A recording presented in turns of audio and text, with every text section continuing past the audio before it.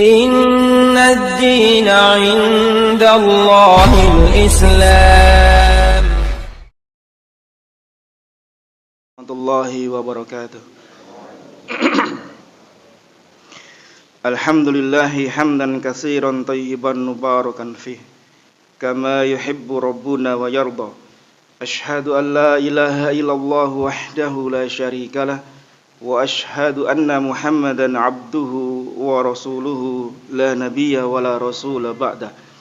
Allahumma salli wa sallim ala nabiyyina Muhammadin wa ala alihi wa sahbihi wa man tabi'ahum bi ihsanin ila yaumiddin. Ya ayyuhalladzina amanu taqullaha haqqa tuqatih wa la tamutunna illa wa antum muslimun. Ya ayyuhan nasu taqu rabbakumul ladzi khalaqakum min nafsin wahidah wa khalaqa minha zawjaha wa batha minhuma rijalan katsiran wa nisaa'a wattaqullaha allazi tasaaluna bihi wal arham innallaha kana 'alaikum raqiba. Ya ayyuhalladzina amanu taqullaha wa qulu qawlan sadida yuslih lakum a'malakum wa yaghfir lakum dzunubakum wa man yuti'illaha wa rasulahu faqad faza fawzan 'azima.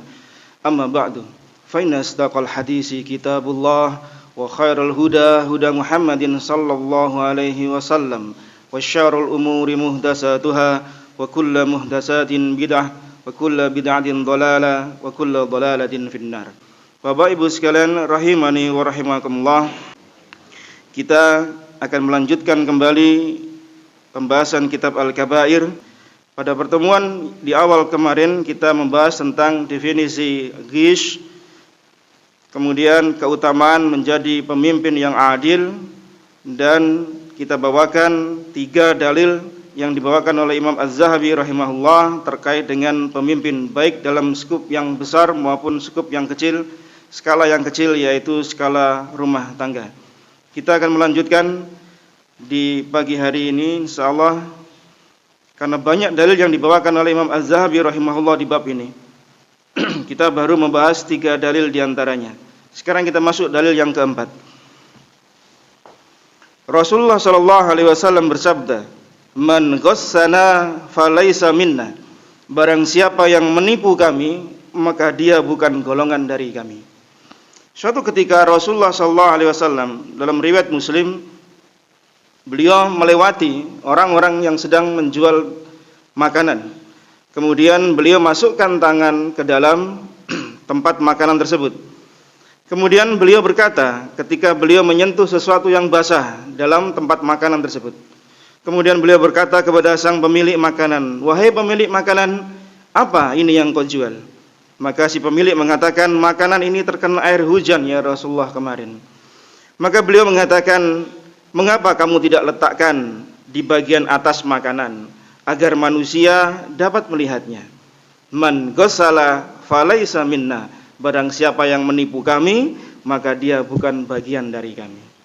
Hadis ini jamaah sekalian rahimani wa rahimakumullah memberikan kepada kita pemahaman bahwasanya yang pertama, sebagai seorang pedagang, maka dia harus berlaku jujur. Ya. Dia tidak boleh menyembunyikan aibnya barang yang dia jual. Kalau ada cacat, maka dia harus menyampaikan kepada konsumen bahwasanya barang yang dia jual, barang yang dibeli oleh konsumen ada cacatnya. Sehingga kemudian konsumen, pembeli akan bisa menentukan barang mana yang akan dia beli sesuai dengan kemampuan yang ada pada dirinya. Maka pedagang yang menjual barang dengan grade 1, 2, 3, maka ini adalah kemampuan bagi konsumen. Dia bisa memilih dengan kemampuan uangnya, dia membeli barang yang 1, kualitas yang 2, atau yang berikutnya. Maka tidak boleh seorang pedagang itu mencampur adukkan antara yang buruk, kualitas yang buruk dengan kualitas yang baik. Sehingga kemudian manusia, konsumen tertipu. Seolah-olah semua barangnya adalah bagus. Ternyata apa? Di dalamnya ada yang rusak, ada yang basah. Maka Nabi sallallahu alaihi wasallam menyebutkan asbabul wurud dari hadis ini. Man ghassana falaysa minna.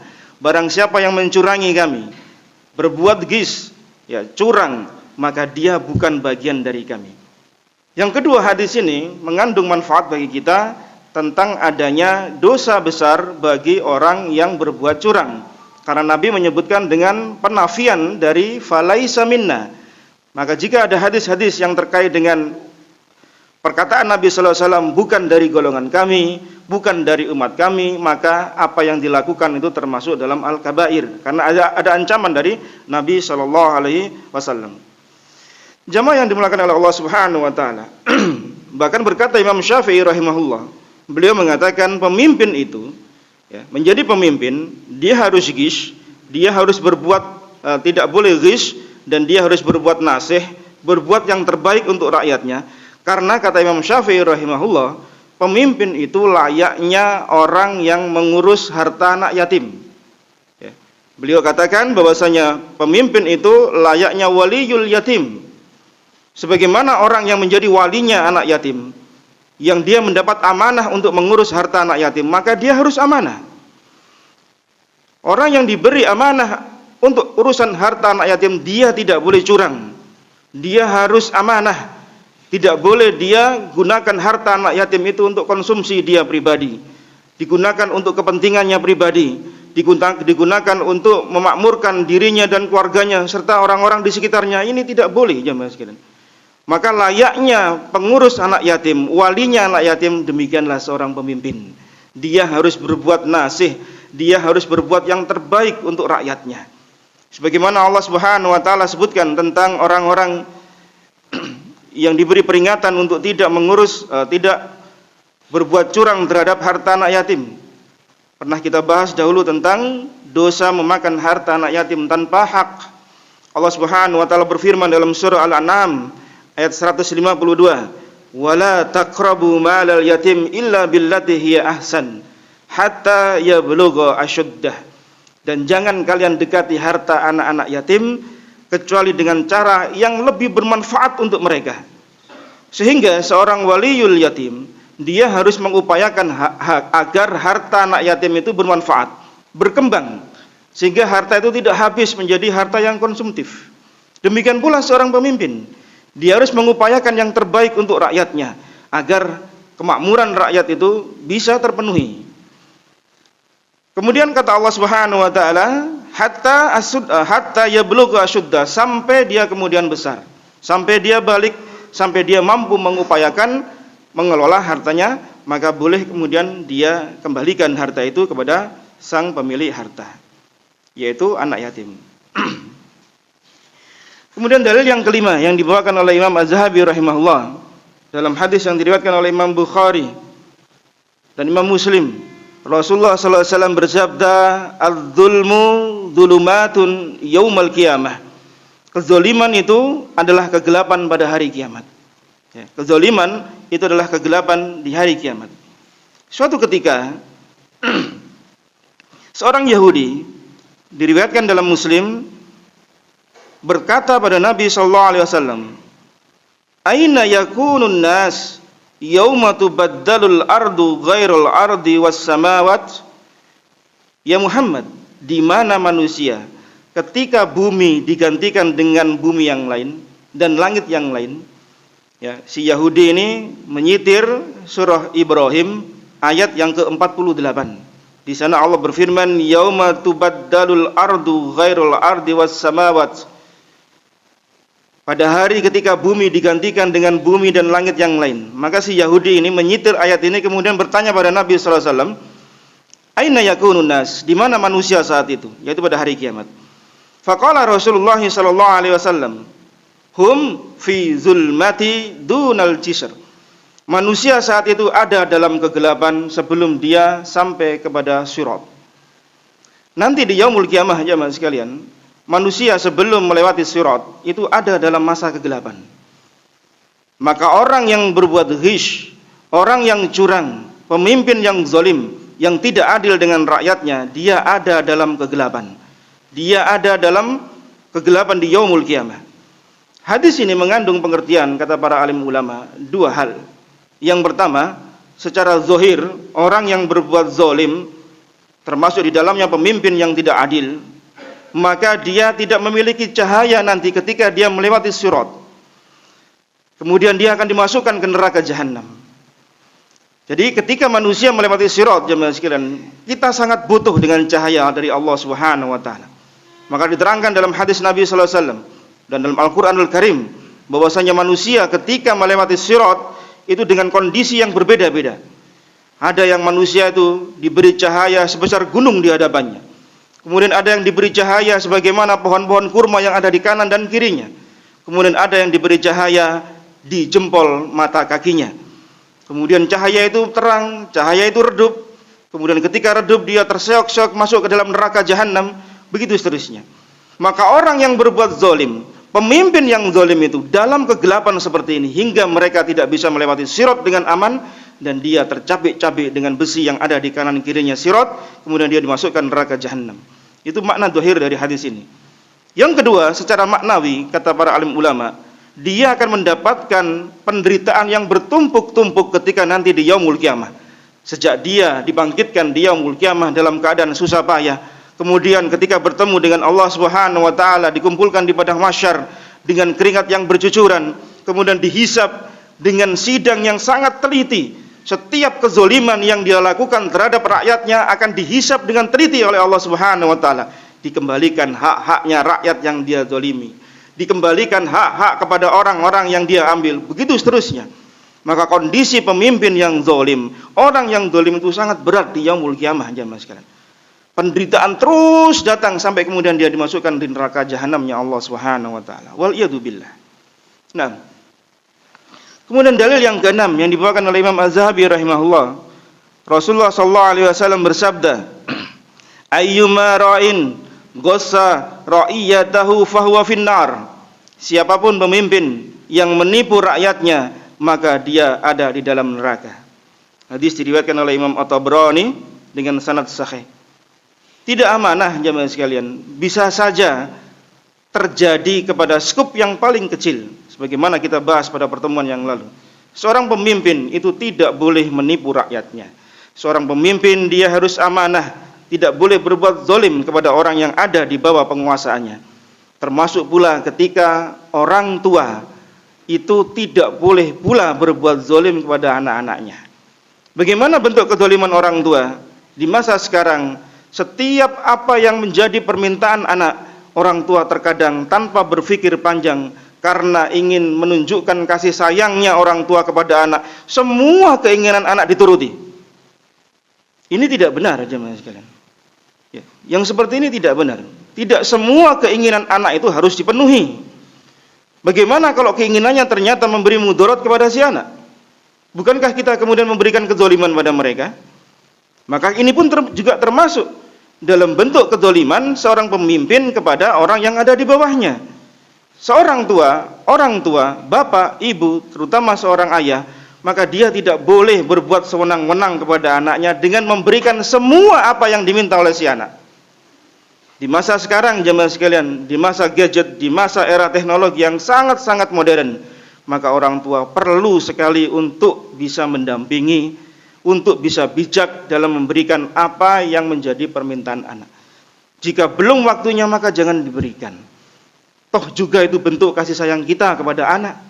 Ketika kita menunda pemberian kita pada anak, bukan berarti kita tidak sayang kepada mereka.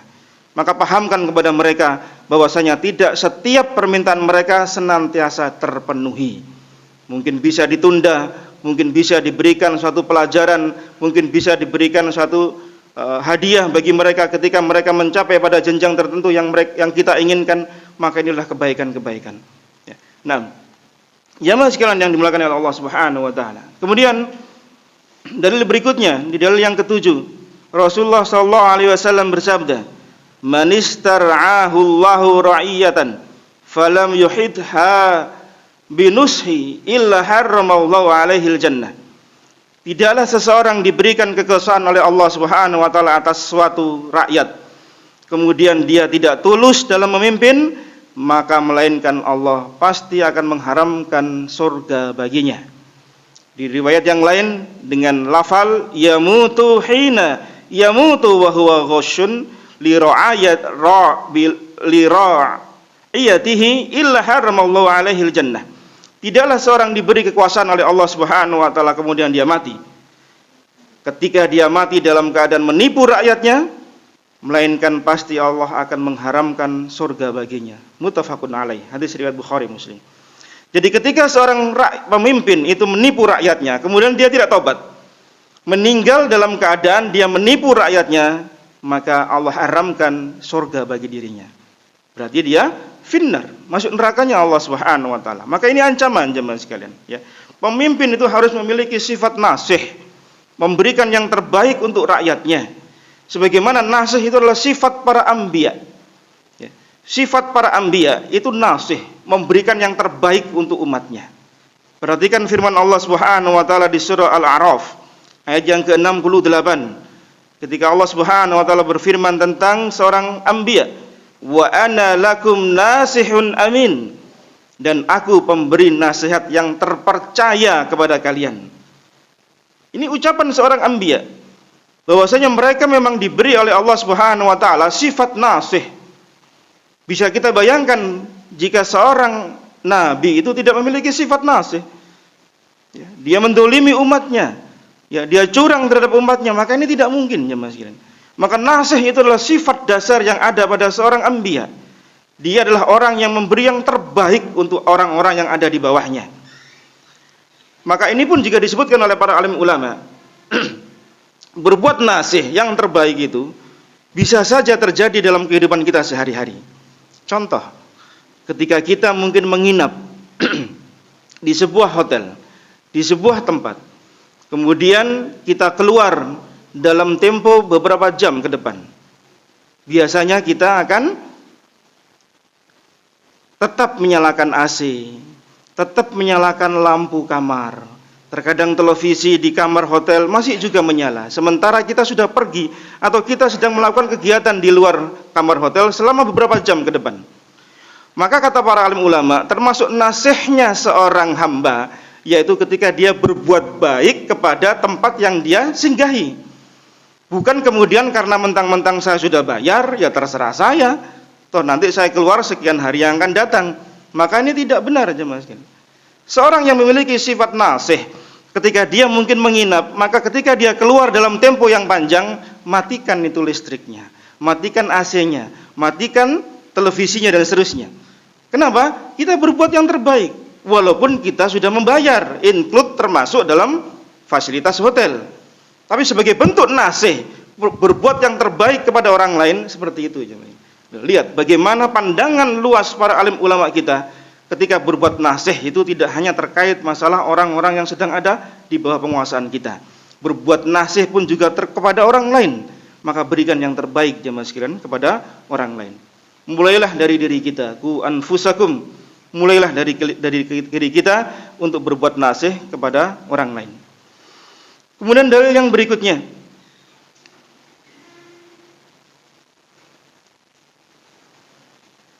di dalil yang ke-9 sama, lam yajid raihatal jannah, dia tidak bisa mendapatkan wanginya surga.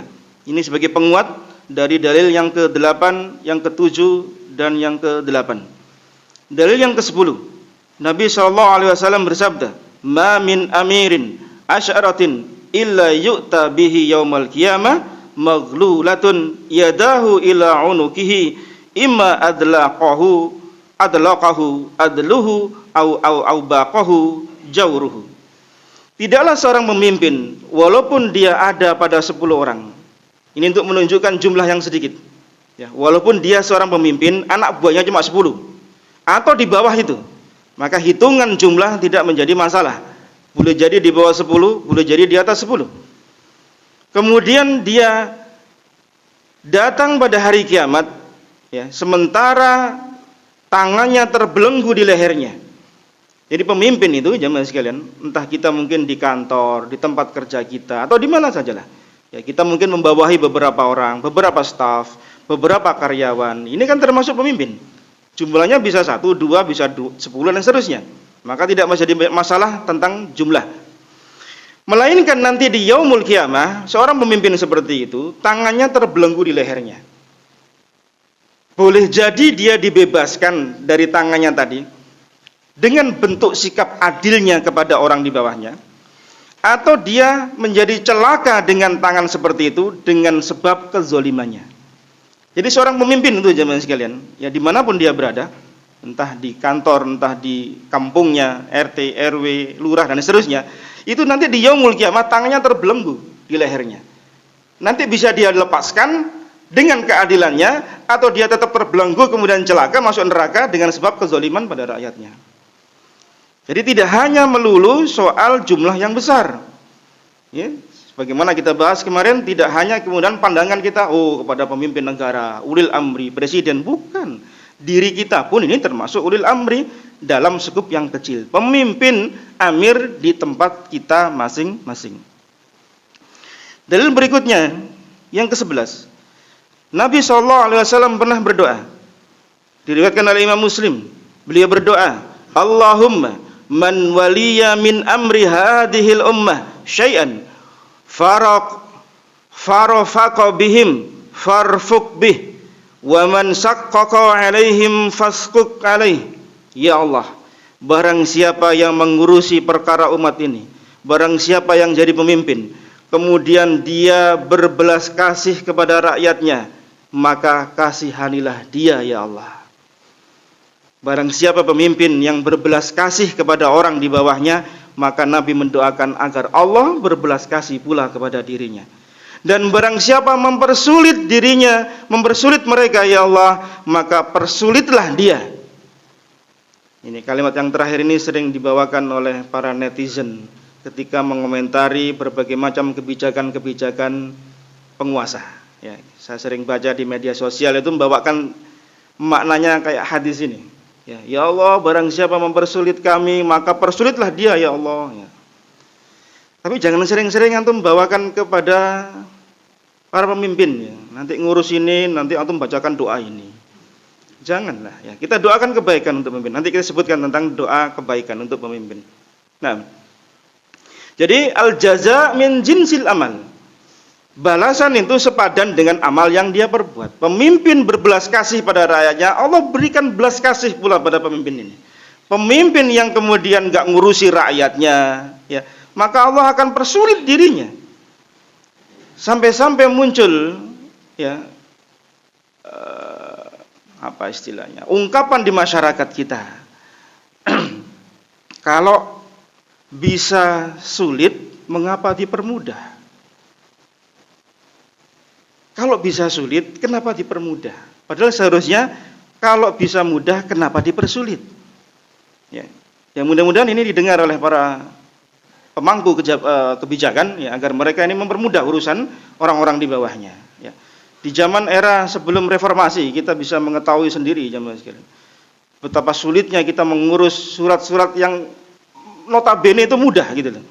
Ya, mulai dari tingkat RT, RW di kelurahan. Sampai-sampai ketika kita harus membayar itu tanpa ada struk, tanpa ada kwitansi, hanya sekedar ucapan saja.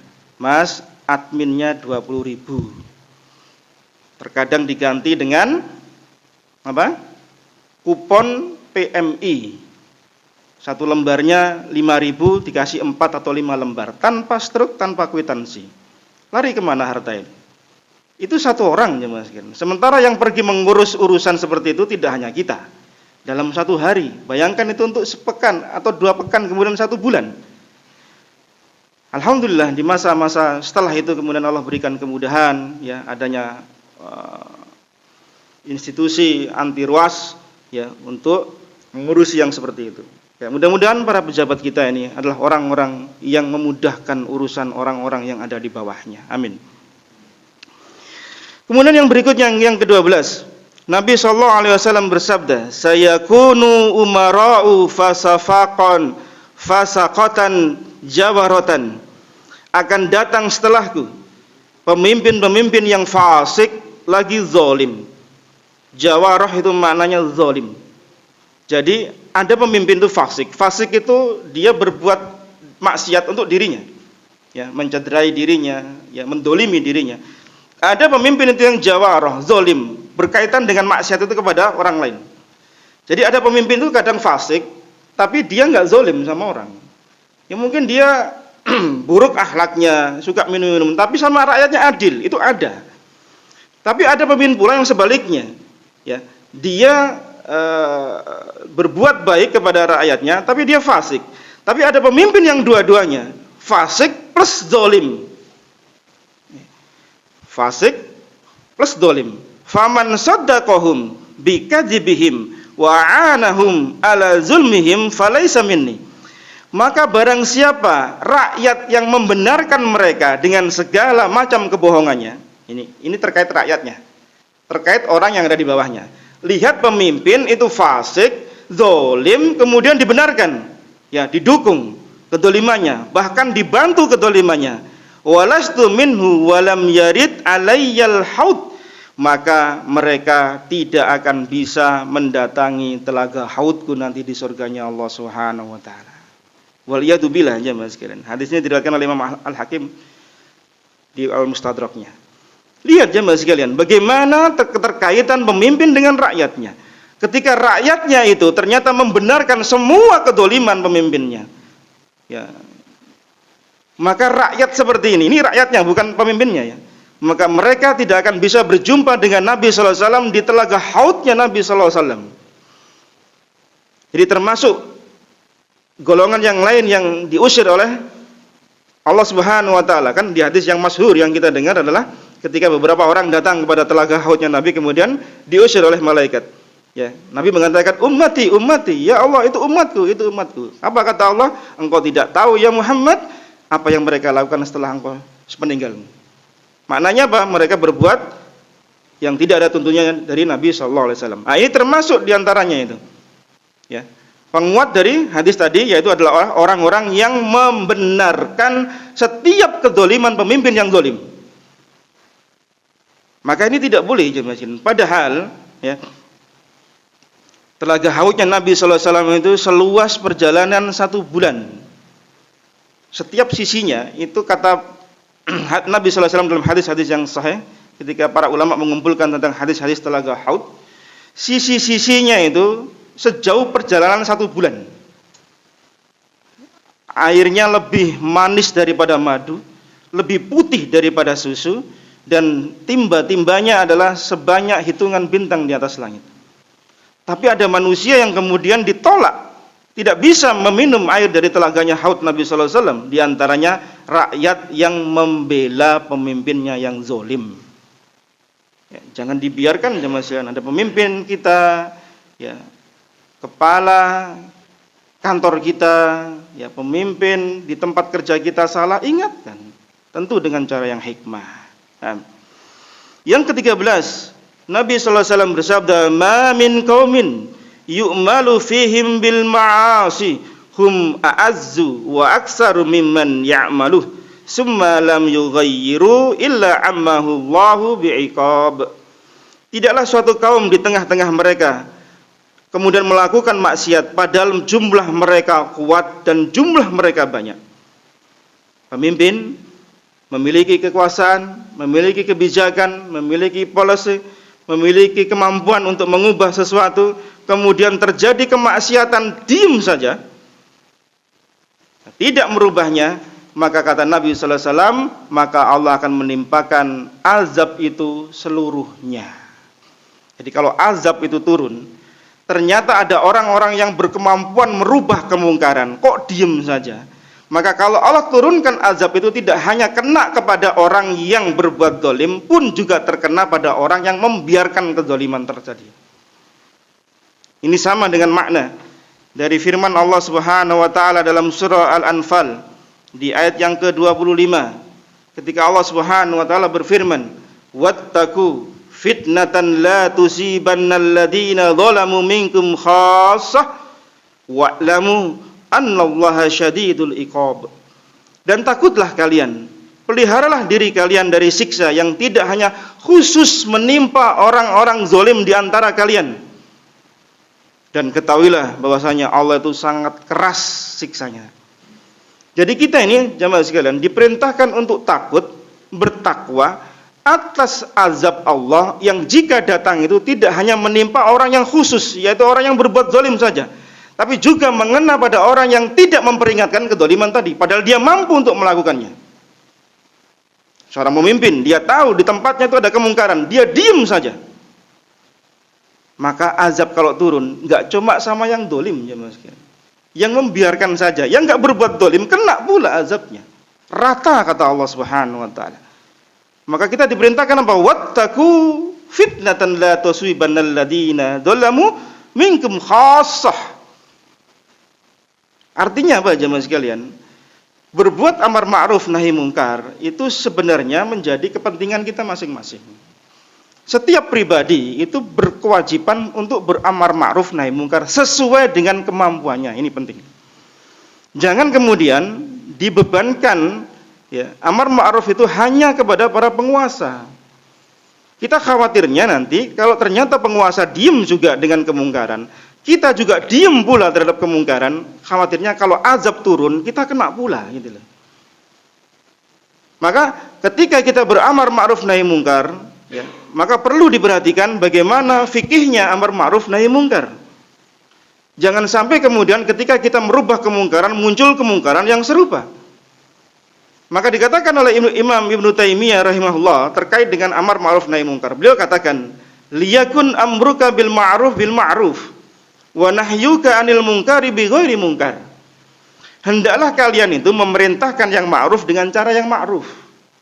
Jangan sampai kemudian kita memerintahkan yang ma'ruf itu dengan cara kasar, dengan cara kemungkaran, bukan hanya yang ma'ruf yang muncul jemaah sekalian. Justru yang ada apa? Penolakan. Kita tidak bil hikmah ketika kita menyampaikan amar ma'ruf nahi mungkar. Demikian pula ketika kita memerintahkan yang mungkar, melarang yang mungkar, jangan kemudian berupa kemungkaran. Ini kaidah yang penting yang disampaikan oleh Imam Ibnu Taimiyah terkait dengan amar ma'ruf nahi mungkar. Jadi menyampaikan yang ma'ruf itu harus dengan cara yang ma'ruf pula. Melarang kemungkaran jangan dengan kemungkaran. Ya. Nanti praktek mungkin di masyarakat bisa berbeda-beda. Tetapi kaidah ini penting. Ya, agar jangan apa? Jangan sampai kemudian ketika kita mencegah kemungkaran justru kemungkaran lain akan muncul. Ya. Kita menginginkan yang ma'ruf ternyata apa? Yang terjadi kita merintahkannya bukan cara dengan yang ma'ruf. Maka dikatakan oleh beliau rahimahullah, Syekhul Islam, orang yang beramar ma'ruf itu harus punya 3 bekal. Harus punya 3 bekal. Apa bekalnya? Yang pertama ilmu. Dia harus mengilmui sebelum dia beramar ma'ruf nahi mungkar. Minimal apa? Tentang apa yang akan dia sampaikan terkait dengan yang ma'ruf dan terkait yang mungkar. Kalau dia tidak paham yang lain, ya tidak usah disampaikan. Dia harus paham betul apa yang akan dia sampaikan. Ini di awal ketika dia berdakwah atau dia menyampaikan sesuatu. Kemudian dia harus berlemah lembut. Yang kedua, bekal orang yang beramar ma'ruf nahi mungkar, dia harus memiliki sifat lemah lembut. Bukan orang yang kasar, bukan orang yang geradak geruduk, tapi memiliki sifat layin, kelemah lembutan. Dan ini ada di tengah-tengah kita ketika beramar ma'ruf nahi mungkar. Dan yang ketiga bekalnya, ketika di akhir kita berdakwah, ketika di akhir kita mengajak yang ma'ruf dan melarang yang mungkar, adalah bersabar. Maka 3 bekal ini wajib dimiliki oleh orang yang akan beramar ma'ruf nahi mungkar. Dia ilmui apa yang akan dia sampaikan, kemudian dalam menyampaikan dia harus lemah lembut, kemudian yang ketiga dia bersabar atas hasil yang telah dia upayakan.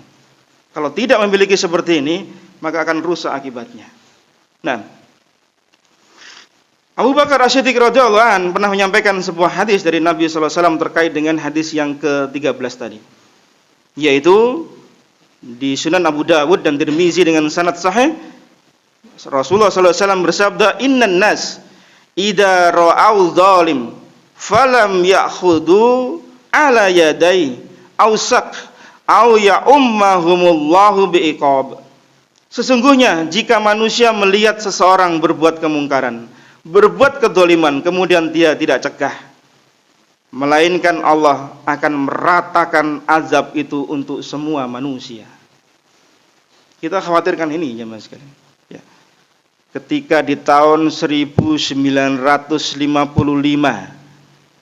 di tanggal 16 April di sebuah desa dusun di kota Banjarnegara, ya, ketika mereka membiarkan kemaksiatan terus berlangsung setiap hari, setiap malam di desa tersebut. Hingga kemudian suatu malam Allah turunkan hujan yang sangat lebat, petir menyambar-nyambar. Kemudian Allah pindahkan gunung untuk menimpa desa tersebut. Ini peringatan jemaah sekalian bagi kita. Ya, dan itu pun juga masih belum membuka mata hati kita untuk kita senantiasa takut dengan yang namanya kemungkaran, kemaksiatan yang merajalela di hadapan kita. Nah, kemudian yang ke-14 dan yang ke-15 adalah sebuah hadis, tapi hadisnya dhaif. Sampai yang ke-17 hadisnya dhaif, tapi maknanya benar, berdasarkan dengan riwayat-riwayat yang lain.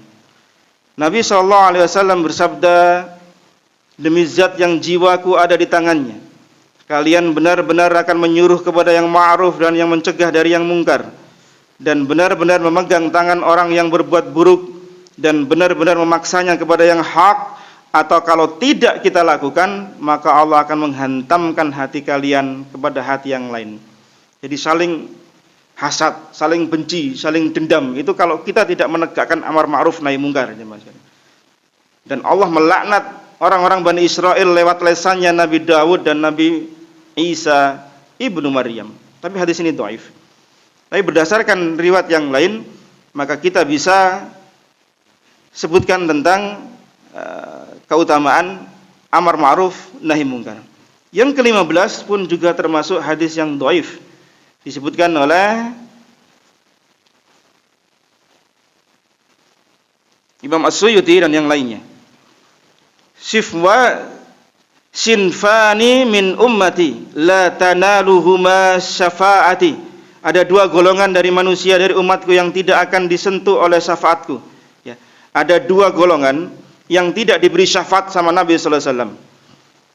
Yaitu siapa? Sultanun dolumun ghusyumun.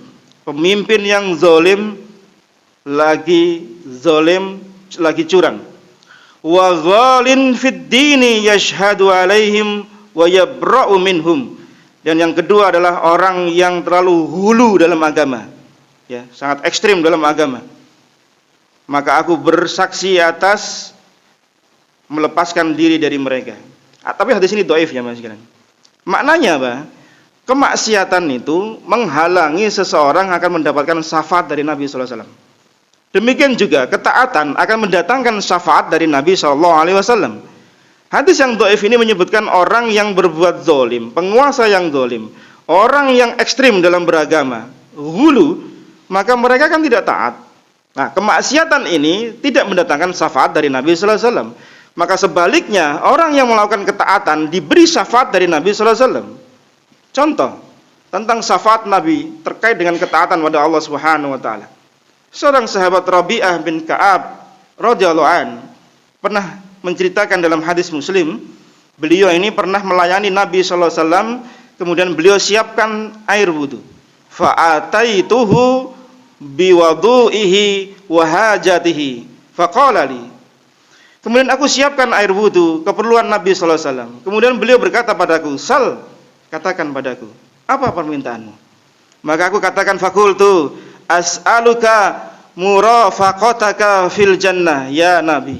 Aku meminta kepadamu agar memberi petunjuk apa sebab-sebab yang aku bisa menemani Anda di surganya Allah Subhanahu wa taala. Jadi sahabat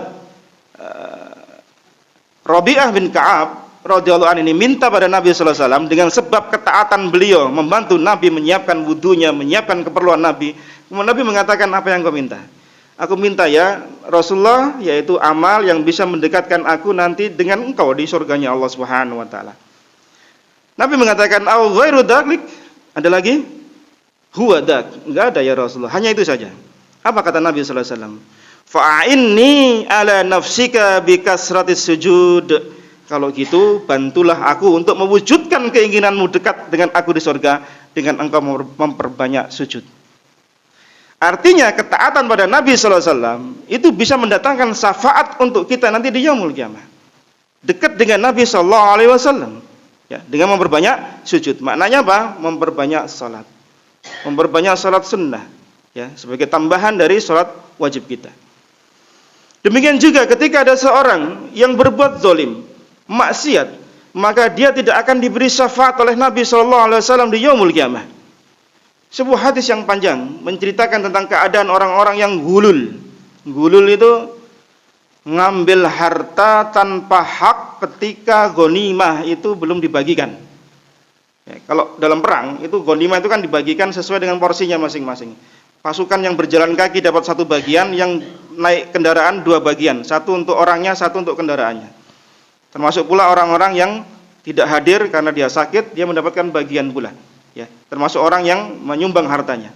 Maka Nabi mengatakan, jangan sampai nanti di hari kiamat, ya, ada orang yang memikul kambing kemudian mengembek kambing itu di lehernya. Kemudian dia minta kepada aku, ya Rasulullah, aghsini, ya Rasulullah, tolonglah aku. Ya, minta kepada Nabi sallallahu alaihi wasallam di yaumul qiyamah. Maka Nabi mengatakan apa? La amliku laka syai'an qad ablagtuk. Aku tidak mampu memberi syafaat padamu. Bukankah aku telah sampaikan jangan gulul? Ya, jadi kalau orang berbuat maksiat itu akan tidak diberi syafaat sama Nabi sallallahu alaihi wasallam di yaumul qiyamah. Nabi menyebutkan ini tentang kambing.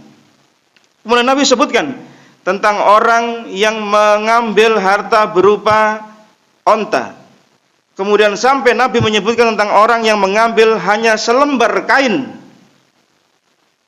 Pemimpin ngambil harta rakyatnya, harta cuma selembar kain. Maka minta tolong sama Nabi sallallahu alaihi wasallam. Ya Rasulullah, aghsni, tolonglah aku. Maka Nabi tadi sama mengatakannya, aku tidak mampu memberikan syafaat padamu, bukankah aku telah sampaikan jangan hulul. Ini berat jemaah sekalian. Menjadi pemimpin itu godaannya besar. Di hadapannya itu banyak peluang-peluang untuk menumpuk pundi-pundi harta. Itu terbentang luas di hadapannya. Dia bisa bikin memo, dia bisa bikin kebijakan, orat, tanda tangan, stempel tag, jadi turun dana. Bahayanya Mas, betul. Jadi pemimpin apapun tingkatannya, dimanapun kita berada, godaannya besar. Jangan berharap jadi pemimpin kalau tidak mampu amanah. Ya. Bukan berarti tidak boleh jadi pemimpin, bukan. Tapi godaannya besar. Ya. Demi Allah godaannya besar. Nah, yang ke-16 dan 17 hadisnya dhaif. Hadisnya dhaif, kita lewati saja. Yang ke-18, Nabi SAW bersabda, man ahdasa fi amrina hada ma laysa minhu fawaraddun. Barang siapa yang melakukan kezaliman dalam urusan agama, maka bukan bagian dariku. Di sini disebutkan dengan ahdasa, itu bisa maknanya berbuat kezaliman, bisa berbuat sesuatu hal yang tidak ada tuntunan dari Nabi SAW. Ya. Tidak ada tuntunan dari Nabi sallallahu alaihi wasallam. Yang ke-19. Nabi sallallahu alaihi wasallam bersabda, "Man ahdasa hadasan aw awa muhdisan fa alaihi la'natullahi wal malaikati wan nasi ajma'in la yaqbalullahu minhu sarfan wala 'adalan." Barang siapa yang melakukan ahdas, itu sama tadi maknanya, ya. Bisa maknanya ahdas itu membuat satu hal-hal yang baru dalam agama. Atau dia berbuat zalim, maknanya demikian. Atau dia melindungi orang yang berbuat zalim, melindungi orang yang zalim, maka dia ditimpa laknatnya Allah, malaikat dan semua manusia. Maka Allah kemudian tidak menerima amal-amal yang sorfan wala adalan. Sorfan kata para alim ulama itu amal-amal yang wajib, adalan itu yang sunnah. Tuh bayangkan jemaah, orang berbuat zalim atau dia melindungi orang yang berbuat zalim, itu amal-amal yang wajib dan sunnah itu enggak diterima sama Allah Subhanahu wa taala. Waliyadzubillah. Ya. Yang sunnah-sunnah kita jarang melakukan, ditolak lagi yang wajib. Lah gimana nanti kita bertemu dengan Allah Subhanahu wa taala? Bahkan Nabi secara khusus menyebutkan tentang keadaan kota Mekah, kota Madinah. Ya. Kota Madinah. Apa kata Nabi sallallahu alaihi wasallam? Faman ahdasa fiha hadasan aw awa muhdisan. Ini terkait dengan kota Madinah, jemaah. Jadi barang siapa yang berbuat ihdas, ya, berbuat hal yang baru, berbuat kezaliman dalam makna yang lain di kota ini Madinah, maka laknat Allah, malaikat dan seluruh manusia. Jadi kota Madinah ini jemaah sekalian memiliki kekhususan. Ya, seseorang tidak boleh berbuat aneh-aneh di sana, enggak boleh berbuat zalim, enggak boleh berbuat ihdas, enggak boleh berbuat menyimpang dari agama karena hukumannya besar. Dan kita harus tahu batasan dari kota Madinah. Ya, selatannya, utaranya, baratnya, timurnya, agar apa? Agar kita tidak terkena dosa yang bertumpuk-tumpuk. Ya, Nabi sebutkan tentang batasan-batasan kota Madinah. Nah, sebagaimana batasan kota Makkah. Yang berikutnya, Nabi sallallahu alaihi wasallam bersabda di hadis yang ke-20, "Ma la yarham, la yurham."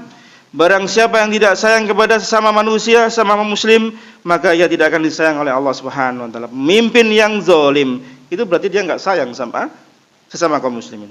Maka Allah enggak akan sayang sama dia. Ya. Maka jadilah pemimpin yang memiliki sifat kasih sayang dengan sesama manusia. Kemudian yang berikutnya, la yarhamullahu ma la yarhamun nas.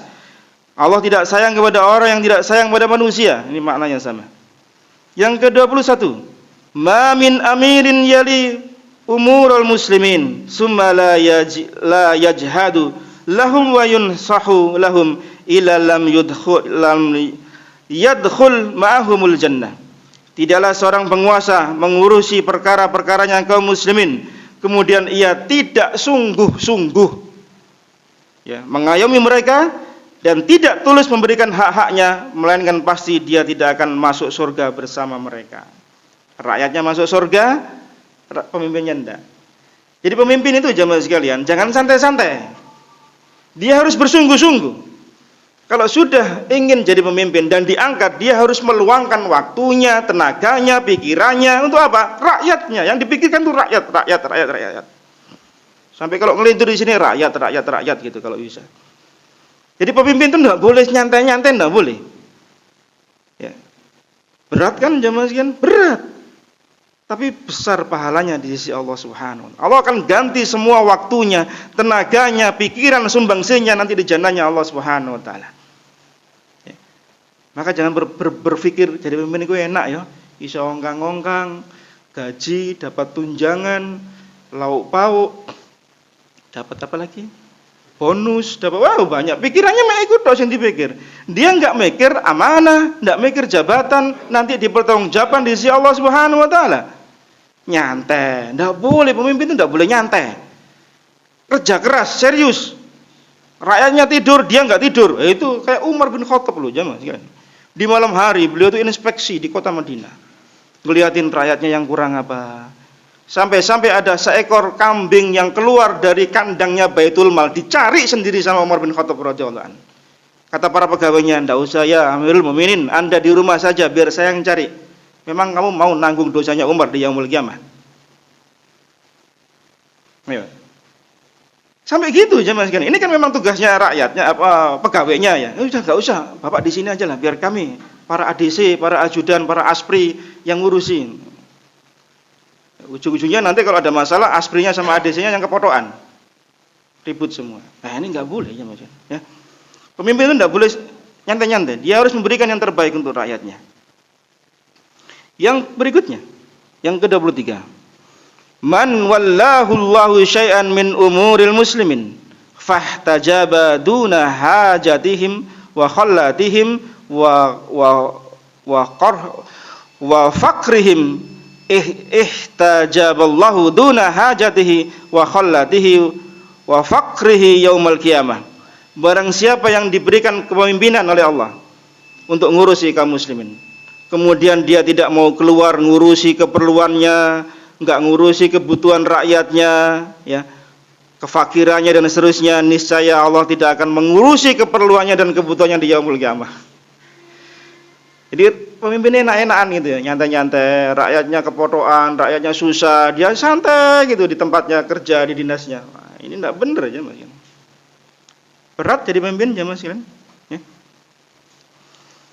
Yang berikutnya, al-imamul adil yudhiluhumullahu fi zilli. Sudah kita bahas, pemimpin yang adil akan di bawah naungan Allah Subhanahu wa taala.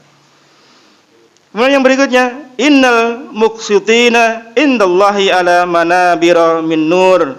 Sesungguhnya pemimpin yang adil di sisi Allah berada di mimbar-mimbar cahaya.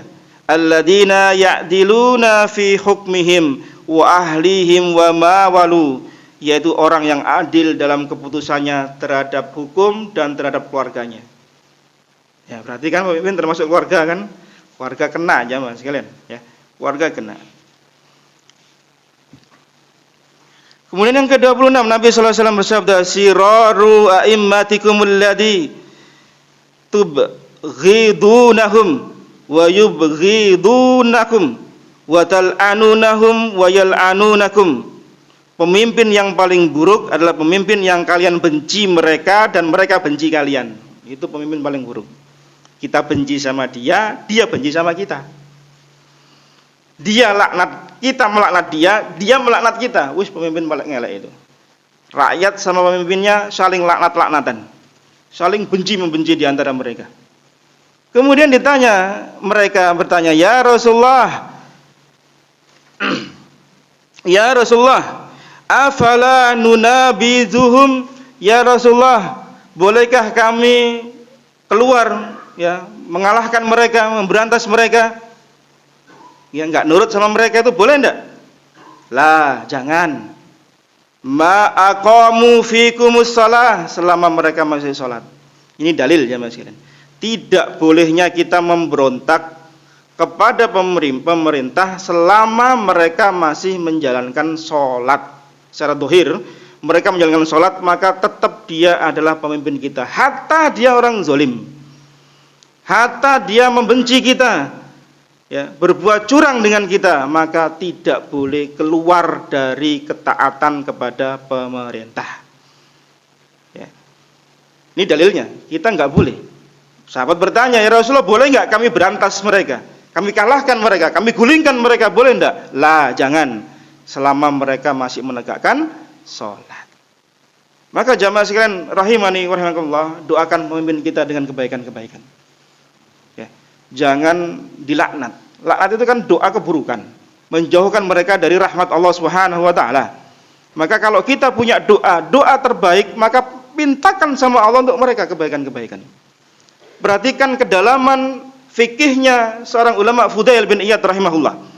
Beliau berkata, "Lau kana li da'watan mustajabatan ma ja'altuha illa fi sultan."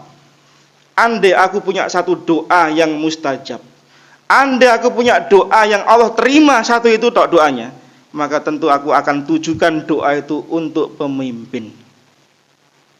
Fudail bin Iyad mengatakan, kalau saya punya satu doa yang doa itu mustajab, diterima sama Allah, dikabulkan Allah, maka doa itu adalah doa untuk pemimpin-pemimpin. Dikatakan oleh para murid-muridnya yang mendengar itu, "Qila lahu ya Aba Ali fassir lana hada." Panggilan dari Fudail bin Iyad, "Abu Ali, jelaskan pada kami, mengapa engkau kalau berdoa satu kebaikan itu untuk pemimpin?" Maka apa kata Fudail bin Iyad? "Qal idza ja'altuha fi nafsi lam ta'udni wa idza ja'altuha fi sultan salah fa salah bi salahi al ibad wal bilad." Kalau aku berdoa untuk diriku, maka manfaatnya untukku saja. Satu doa Allah kabulkan. Kalau untuk saya, maka untuk saya dok, kata Fudail bin Iyad. Tapi kalau doa itu untuk pemimpin, maka doa itu kebaikannya bukan hanya untuk pemimpinnya, tapi untuk rakyatnya dan untuk negara. Tuh bayangkan ya, bagaimana fikihnya Fudail bin Iyad itu sangat tajam. Jadi pemimpin kalau didoakan rakyatnya sekian banyak, ya Allah berilah penguasa kami orang yang adil. Keadilan mereka itu berbuah apa? Kebaikan untuk rakyatnya, berbuah baik untuk negerinya. Kalau doa itu untuk kita saja, ya kebaikan untuk kita. Nah, rakyatnya kalau dolim semua sama pemimpinnya gimana? Karena gambaran pemimpin itu gambaran rakyatnya. Sebagaimana rakyatnya, ya sebagaimana pemimpin, ya sebagai gitu. Mau pemimpin yang adil, jadilah orang yang adil. Kalau masih suka zalim, suka curang dalam takaran, suka dusta, suka tidak menepati janji, suka khianat, jangan berharap pemimpinnya pemimpin yang adil. Di masa Ali bin Abi Thalib radhiyallahu anhu pernah dikritisi Ya Amirul Mukminin, mengapa di masa Abu Bakar, di masa Umar, rakyat semua tunduk pada mereka berdua?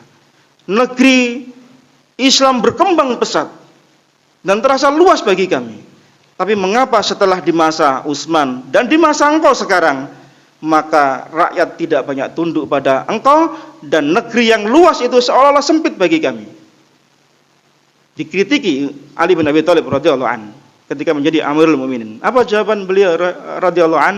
Maka beliau menjawab, ketika Abu Bakar, ketika Umar jadi pemimpin, maka rakyatnya adalah Utsman dan aku, dan yang semisal aku. Dan ketika aku jadi pemimpin dan Utsman, maka rakyatnya kayak kamu yang tanya ini. Paham maksudnya? Nek rakyatnya masih kayak gitu, jangan berharap pemimpinnya pemimpin yang wah. Ya sebagaimana kita yang suka nakar, timbangan nggak adil, suka nggak nepati janji, suka durhaka, suka maksiat, ya jangan berharap pemimpinnya itu orang yang soleh. Pemimpin itu gambaran kita. Jadi jangan kemudian terlalu berharap berlebih. Kalau ingin pemimpin yang baik, maka baikkan diri kita dulu. Pasti akan muncul orang-orang yang baik, yang terbaik di antara kita. Pasti itu. Ya, pasti. Nah, yang berikutnya. Nabi SAW bersabda, kita lewati yang 27, kita masuk yang ke 28. Iyyaka wa karaima amwalihim wattaqi da'watal mazlumi fa innahu laisa bainahu wa bainallahi hijabun. Ketika Rasulullah mengutus Mu'adz bin Jabal ke Yaman untuk ngambil zakat, maka Rasulullah berpesan kepada Mu'adz bin Jabal, "Ya Mu'adz, kalau kamu ngambil zakat, jangan sekali-kali engkau ambil harta yang terbaik. Pilih yang sedang-sedang saja." Kenapa? Kok enggak boleh ngambil yang terbaik harta dari mereka? Karena takutnya nanti orang diambil hartanya yang terbaik, nanti kemudian dia berdoa karena merasa terdolimi. Nabi mengingatkan Mu'adz, "Ya Mu'adz, kalau ngambil zakat itu yang sedang-sedang saja, yang baik, yang jangan yang terbaik dari harta mereka. Kalau zakatnya onta, ya jangan onta yang terbaik mereka. Nanti kalau mereka mangkel karena diambil yang terbaik, terus berdoa, doanya keburukan untuk kita, habis kita. Karena doa mereka yang terdolimi tidak ada hijab untuk Allah Subhanahu wa taala. Nah, ini bahaya aja Mas kan. Hatta pun dia bukan orang yang muslim. Ya. Dalam sebuah hadis yang diriwayatkan oleh Imam Ibnu Hibban dengan sanad sahih, "Man sama'a yahudiyan aw nasraniyan falahun nar." Ini perhatikan ya Mas kan. Barang siapa yang memperdengarkan sesuatu ucapan yang menyakiti perasaan mereka dari orang Yahudi dan orang Nasrani, falahun nar, baginya neraka. Jadi tidak boleh ngomong kotor, ngomong nyakitin hati, bahkan orang Yahudi sama Nasrani itu tidak boleh loh. Maka Nabi mengingatkan Mu'adz yang di masa itu di Yaman itu banyak orang ahli kitab waktu itu. Yang masuk Islam notabene basicnya orang ahli kitab, orang Nasara. Khawatirnya nanti apa? Kalau mereka itu merasa terdolimi, terus berdoa, doanya dikabulkan nih sama Allah. Nah, doa orang terdolimi itu tidak ada hijab bagi Allah Subhanahu wa taala. Bahkan sampai pun kalau mereka itu orang kafir, tetap tidak boleh dirasani. Ya. Kemudian diucapkan kata-kata buruk itu tidak boleh loh jamaah sekalian. Dalam sebuah hadis Ibnu Hibban yang lain, Nabi mengatakan, "Man sama'a zimmiyan wajabat lahun nar." Barang siapa memperdengarkan kata-kata yang menyakitkan orang ahlu zimmah, maka neraka baginya. Ya. Orang kafir itu kan ada 3.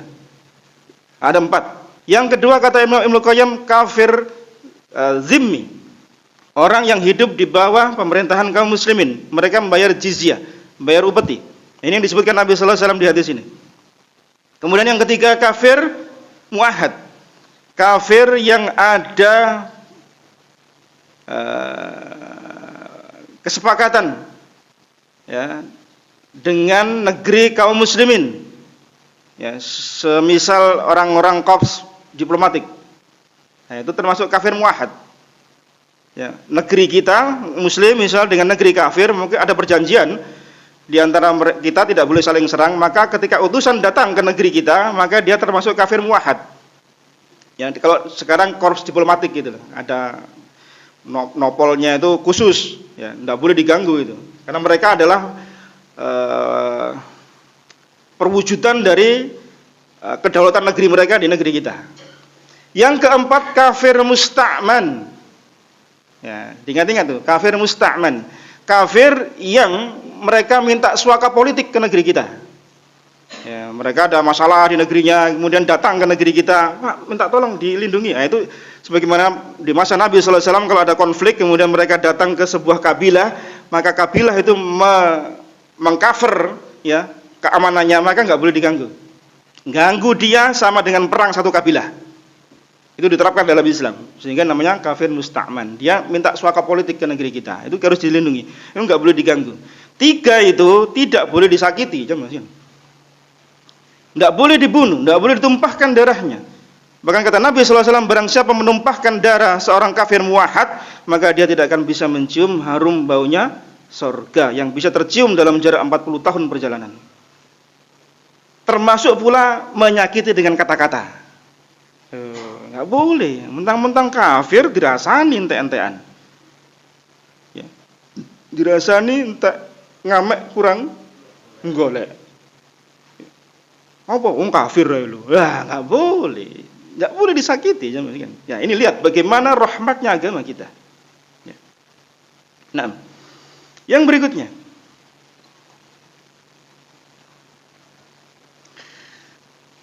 inna syarrar ri'ail hutamah. Sesungguhnya penguasa yang paling buruk adalah penguasa yang zalim lagi sadis. Hadis Bukhari Muslim. Hutamah itu maknanya adalah orang kalau ngiring ternak itu kasar. Ya. Jadi pengembala giring ternak dengan kasar, dicambuki, dipukuli, itu namanya hutamah. Dimasukkan kepada bab atau dinisbatkan pada pemimpin yang zalim. Jadi pemimpin sing giring rakyatnya itu kasar gitu ya. Memerintahkan dengan tangan besi dan seterusnya, kebijakan-kebijakannya itu termasuk mereka adalah seburuk-buruk makhluk, kata Nabi sallallahu alaihi wasallam. Salasatun la yukallimuhumullahu yaumal qiyamah. Ada 3 golongan manusia yang tidak akan diajak bincang sama Allah di hari kiamat. Salah satunya adalah al-malikul kadzabu, pemimpin yang berdusta. Sudah pernah kita bahas ya. Dosanya lebih besar loh jamaah sekalian. Orang berdusta, pemimpin yang dusta dengan rakyat yang berdusta itu beda dosanya. Walaupun sama-sama dosa besar, tapi ukubahnya, hukumannya itu lebih besar pemimpin. Nah, pertanyaan saya, kenapa kok hukuman pemimpin yang dusta lebih besar daripada rakyatnya yang sama-sama dusta pula? Kenapa? Karena pengaruhnya lebih besar. Kurang tepat. Pemimpin dibayar rakyat. Saya kok nggak pernah merasa membayari pemimpin ya. Tidak tepat pula. Kenapa pemimpin yang berdusta itu hukumannya ini selain satu tidak diajak bicara sama Allah, di hadis yang lain ada tambahan itu. Tidak diajak bicara sama Allah, tidak disucikan dari dosa-dosanya, tidak dipandang dengan rahmat dan diberi adab yang pedih. 4 hukuman bagi orang yang 3 diantara 1 itu adalah pemimpin yang berdusta. Pertanyaannya, mengapa kok diberi 4 hukuman yang sangat keras ini? Ini pernah kita bahas ini dulu kalau nggak salah. Di bab tentang zina. Kalau antum ingat, bab zina ada pembahasan soal ini. Ini penggalan dari hadis tadi. Mengapa kok pemimpin yang dusta itu dosanya kok lebih besar dibanding dengan rakyat yang berdusta? Podo-podo dusta ya. Podo-podo bujukan nih. Kenapa pemimpin kok lebih berat hukumannya?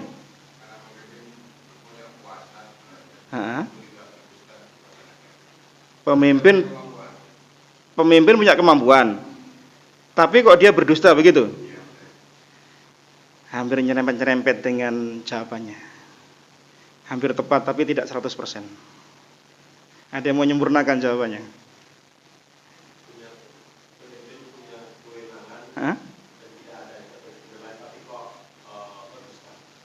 Ya. 1 sama 2 tadi yang terakhir itu kita gabungkan. Kenapa kok pemimpin yang berdusta itu diberi hukuman lebih daripada rakyat yang berdusta? Karena faktor pencetus dia berdusta itu minim. Minim dia berdusta. Minim faktor pendorongnya. Sama kayak di hadis yang lain, tambahan dari 1 ini adalah orang tua yang berzina dan orang miskin yang sombong. 3. Orang miskin yang sombong, orang tua berzina, pemimpin yang berdusta. 3 orang ini faktor pendorongnya minim. Lah kok melakukan dosa yang disebut, maka tambahan dosanya lebih besar. Orang miskin yang sombong, apa yang dia sombongkan? Motivasinya kan kecil. Orang kaya sombong, wajar lah. Tapi nggak boleh juga gitu loh. Ya, seorang tua berzina, layaknya orang berzina siapa? Ya masih kuat lah. Iki sudah bau tanah, berzina lagi. Loh, kan motivasinya kecil gitu loh. Pemimpin yang seharusnya dia itu ucapannya diturut sama rakyat, kebijakannya selalu dilaksanakan, kok masih berdusta? Kan motivasinya kecil. Jadi sambung merahnya adalah garis merahnya adalah motivasinya kecil untuk melakukan dosa. Tapi kok dia masih melanggar dosa itu, ya besar dosanya gitu loh, akibatnya. Paham maksudnya ya? Kalau pemuda berzina, ya motivasinya berat. Motivasinya besar. Ghirohnya masih besar, syahwatnya masih besar, dia berzina. Oh iya, si enom. Bukan berarti kalau sudah tua zina kemudian disepelekan, enggak pula ya, karena banyak orang tua juga berzina pula ya. Itu maksudnya gitu ya. Paham ya maksudnya ya? Nah, jadi pemimpin yang berdusta itu dosanya lebih besar ya Mas sekalian. Ya, dibanding dengan dia rakyat yang berdusta. Maka jangan suka bohong lah. Ya, pemimpin bohong rakyatnya itu sekarang di zaman sekarang itu jejak digital kita itu bisa dibuka masalahnya. Kita ngomong sekarang sama yang 10 tahun yang 5 tahun yang lalu dibuka lagi. Nah, lu gak podo. Biyen jare janjine, gitu ya. Ketika sudah jadi pemimpin lah kok gak ono janjine. Biasalah kita ini, netizen plus 62 itu kan tajam-tajam. Jarinya itu tajam-tajam. Ya, bukan lesannya tapi jarinya tajam-tajam. Nah, yang berikutnya, yang ke-32, Nabi sallallahu alaihi wasallam bersabda, "Innakum satahrisuna 'alal imarah wa satakunu nadamatan yaumil qiyamah." Sesungguhnya kalian akan sangat menginginkan kekuasaan, akan tetapi justru akan menjadi penyesalan kalian di hari kiamat. Jadi waspada aja mas sekalian. Jabatan itu hanya sementara.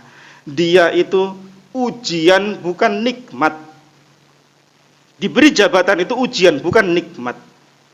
Walaupun sebagian orang ingin jabatan kemudian, aduh, alhamdulillah, ya naik pangkat, naik jabatan, pindah divisi, jadi kepala staf, itu ujian ya mas kan?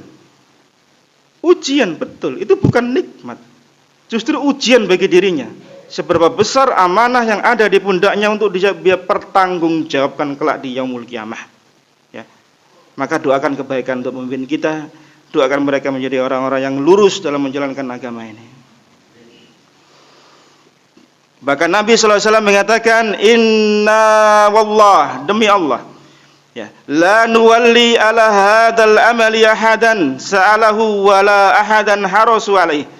Aku tidak akan memberikan hak kepemimpinan atas pekerjaan ini kepada orang yang memintanya dan tidak pula kepada orang yang sangat menginginkannya. Nabi itu enggak ngasih jabatan, itu kalau orang itu minta. Jadi kalau zaman Nabi sallallahu alaihi wasallam, para sahabat kalau ditunjuk itu pada tunduk semua. Seolah-olah menghindar. Khawatir. Nanti ditunjuk gitu ya. Tapi kalau sudah ditunjuk ya harus dijalankan. Karena pasti dia akan diberi oleh Allah kemudahan untuk menjalankan. Tapi kalau dia meminta-minta, itu yang berat. Tapi kalau sebagian ulama itu boleh meminta jabatan, itu boleh. Dengan syarat dia amanah. Dia qawim, dia memiliki kekuatan untuk bisa menjalankan amanah tadi, maka dia bisa minta. Contoh, Nabi Yusuf alaihissalam.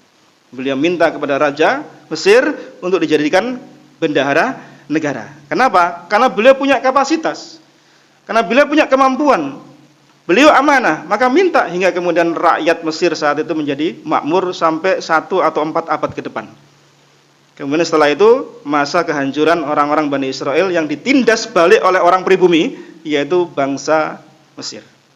Hingga muncul kemudian Fir'aun, Ramses II, muncul Nabi Musa dan Nabi Harun alaihissalam. Tapi di masa Nabi Yusuf, itu beliau minta jabatan dan itu boleh. Jadi kalau kita memang merasa punya kapasitas, kapabilitas, maka silakan minta jabatan. Pak, tolong tunjuk saya. Daripada nanti kena orang lain dia nggak amanah, kan ada seperti itu ya.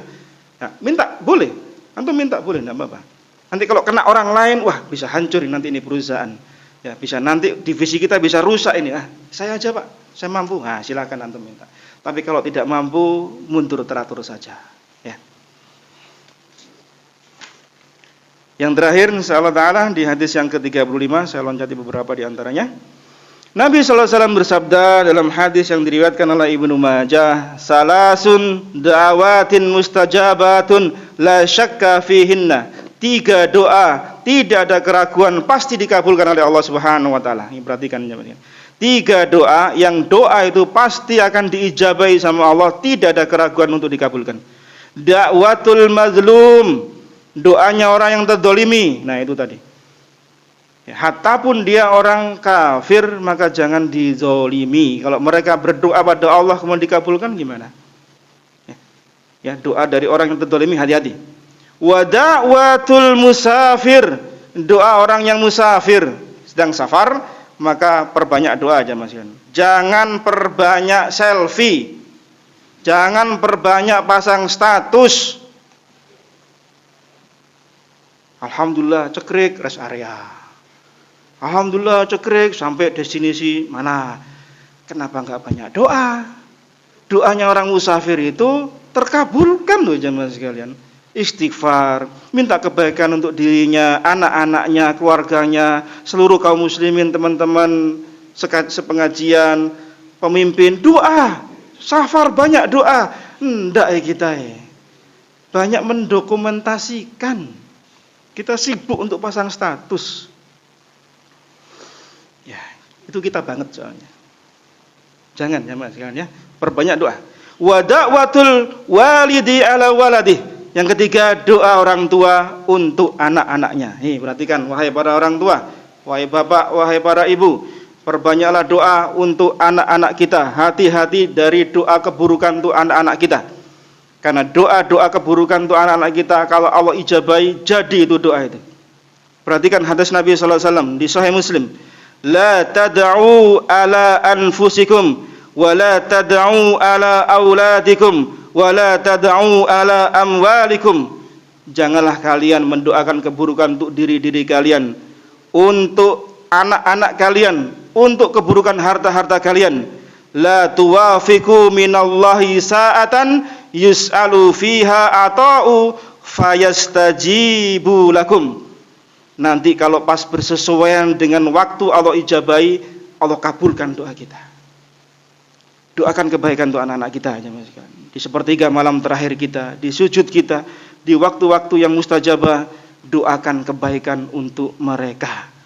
Karena mereka adalah aset kita di akhirat kelak. Semarah-marahnya kita, doakan kebaikan untuk mereka. Nah, kamu tuh kok cek nakal, mugo-mugo jadi hafid Quran. Tapi kita jarang sih wong tua sing marah kayak gitu ya. Kita jarang gitu. Sini sumpah serapa itu. Wah, jangan double lah. Doakan muga-muga kon jadi anak soleh. Marah itu setan zaman sekian, betul kan? Enggak kontrol ini otak ini. Sama lesan ini enggak kontrol soalnya. Maka hati-hati. Doa itu kan ucapan. Maaf, ucapan itu doa. Maka kalau kita ngomong sama anak, ya berbaik-baiklah. Ya, mungkin jengkelkan kita, iyalah namanya anak-anak. Dulu kita juga jengkelkan orang tua kita kok. Siapa yang nggak jengkelkan orang tua? Angkat tangan. Nggak ada. Termasuk yang ngomong ini juga sama. Kita dulu ketika kecil suka jengkelin orang tua. Iya, namanya anak-anak. Semakin dewasa, semakin ngerti ilmu, semakin beradab dengan orang tua. Anak-anak kita juga sama seperti itu, ya Mas. Mereka belum tahu tentang masalah itu. Kalau mereka ada nyimpang-nyimpang sedikit dari adab akhlak, ya dituturi dengan baik. Jangan marah-marah.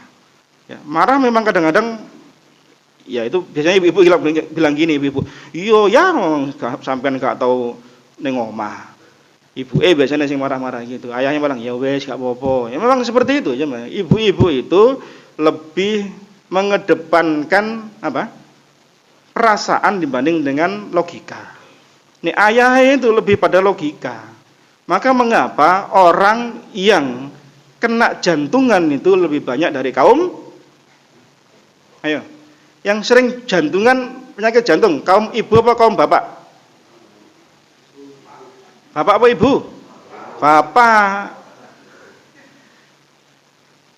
Karena apa? Secara fitrah, secara naluri, anak-anak itu lebih banyak sama ibunya. Kalau ibu itu tidak Allah berikan perlindungan dari sifat jauh dari penyakit jantung, banyak ibu-ibu kita yang lebih dulu mendahului kita. Hingga kemudian suaminya cari sampan lain. Anaknya dapat nilai jelek di sekolah. Ayo coba perhatikan, ini contoh kasus saja. Dapat nilai jelek di sekolah. Yang paling ribut siapa? Ibu apa bapak? Ibunya. Wis kandhani wis pelajaran kuwi, bapak. Ya wis gak apa-apa, meneh belajar maneh. Paling bapaknya gitu tok. Karena apa? Pakai logika soalnya. Maka kalau bapak itu pakai perasaan kayak gitu, ya melok jantungin lebih banyak nanti. Lah ibu-ibu karena sering pakai perasaan, maka Allah berikan fitrah kepada para ibu itu diberi apa? Masa siklus haid. Jantung itu hanya kemudian terlindungi dengan hormon estrogen yang menyebabkan kemudian jantung itu menjadi kuat. Andai ibu-ibu itu enggak diberi siklus haid, jantungan itu banyak ibu-ibunya daripada kita. Sedikit-sedikit pakai perasaan, aduh ya ampun, nangis dan segala macam. Ibu-ibu kayak gitu memang. Para istri kita kayak gitu, para istri-istri kita itu kayak gitu. Ya. Maka kalau sedang marah, wahai para ibu, doakan kebaikan untuk anak-anak kita. Ya. Para ayah juga demikian, motivasi mereka untuk kebaikan-kebaikan. Insya Allah mereka adalah ladang kebaikan kita, ladang investasi akhirat kita, dan mereka adalah penerus dari amal-amal kebaikan kita. Baiknya anak-anak kita menjadi kebaikan pula bagi kita, dan mereka akan bisa membantu mewujudkan apa-apa yang kurang dari diri kita. Ketika kita sudah tua, orang tua kita sudah tua, kita ini ya, di masa kita sekarang, kita orang tua sudah tidak mampu bekerja, tidak bisa mampu melakukan hal-hal kebaikan, maka anak akan menyempurnakan amal soleh orang tua. Diberilah kemudian harta, infak, orang tua bisa berinfak dengan harta dari kita. Itu kan menyempurnakan amal soleh. Orang tua nggak bisa haji, nggak bisa umroh, kemudian diberangkat oleh anak-anaknya dengan hartanya, itu kan menyempurnakan amal ibadah dari orang tua. Maka berdoalah terus untuk kebaikan anak-anak kita, yang demikian nanti akan berbuah baik pula kebaikan untuk kita, karena anak-anak kita pun juga mendoakan nanti cucunya, begitu seterusnya. Semoga jemaah sekalian, apa yang kita bahas di pertemuan kedua kita tentang pemimpin yang zalim, curang, bengis kepada rakyatnya ini bisa memotivasi kita, terkhusus ya sebagai seorang ayah, sebagai seorang kepala rumah tangga, dan ibu juga sebagai orang yang menjadi co-driver di rumah, ya mudah-mudahan menjadi lebih bijak dalam mengelola ya rumah tangga, mengelola semua hal-hal yang ada di bawah kendali kita. Semoga Allah Subhanahu wa taala jadikan pemimpin-pemimpin kita orang-orang yang adil, orang-orang yang amanah, sehingga kemudian kesejahteraan ini bisa tercurahkan kepada kita rakyatnya. Demikian Bapak Ibu sekalian rahimani wa rahimakumullah, akhir dari pembahasan dosa besar yang ke-13. Semoga memberikan manfaat kepada kita dan faedah fid dunya wal akhirah. Kita langsung akhiri dengan doa kafatul majelis. Subhanakallahumma bihamdika asyhadu an la ilaha illa anta astaghfiruka wa atubu ilaik. Wa sallallahu ala nabiyyina Muhammadin walhamdulillahirabbil alamin. Assalamualaikum warahmatullahi wabarakatuh.